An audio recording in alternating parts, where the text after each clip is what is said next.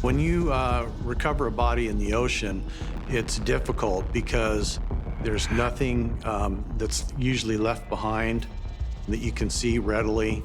And so it's definitely more of a challenge than finding a body on land. It was just a body in the middle of the water. No story or how did it get where we found it, or how did he end up with a bullet in the back of the head. When you're my age, you figure you're past the point of making a new best friend. At least that's what I thought until I met Harvey. No matter what we did, it was a good time.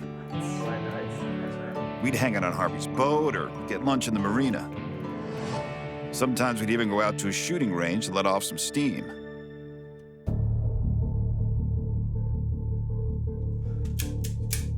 Harvey and Steven both knew how to fire weapons.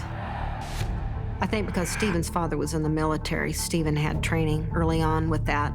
And Harvey was well aware of weapons, had fired weapons, and then he always had a gun.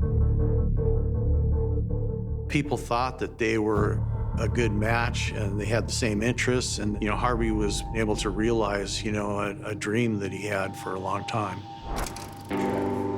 Steven was a real storyteller, a great sense of humor. And when it came to wine, well, it looked like I had met my match. The man knew his Merlot from his Burgundy. I was proud to call him my friend.